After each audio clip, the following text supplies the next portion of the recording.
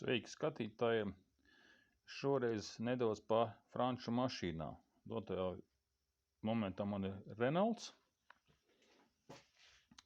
Scenics.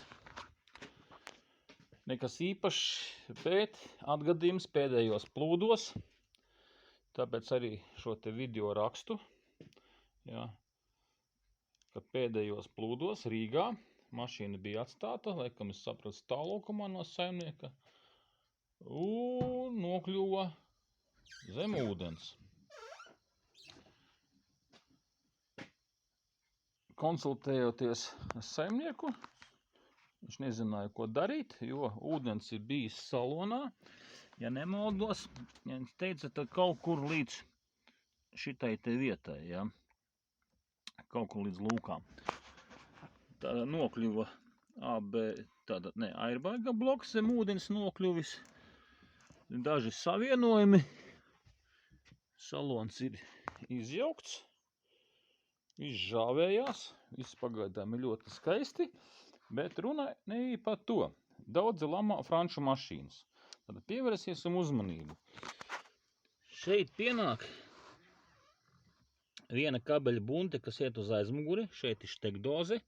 Izjauca, jā, šeit bija mitrums, izpūtu, sapūtu tehnisko vazelīnu, iztīrīju. Viss bunte, gar slieksni, aiziet vesela uz aizmuguri.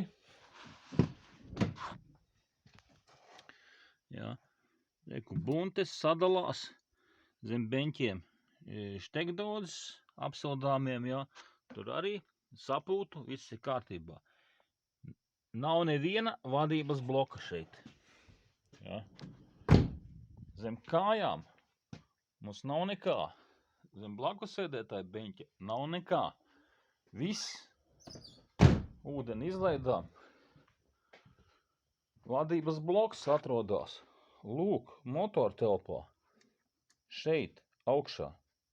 Viss vienīgais, kas vēl varēja būt ūdeni, izskaloties gultni, kur maināmas detaļas. Kaut kādi AB štekdozes apakšā, un tas arī viss. Tā kā lamājat franču mašīnas kā gribat, ir savi plusi viņām arī. Nu, tāda neliela informācija. Protams, pie reizes uztaisīju gāzes apkopēji, gāzes iekārtai apkopi, jā. Viss strādā, viss notiekās.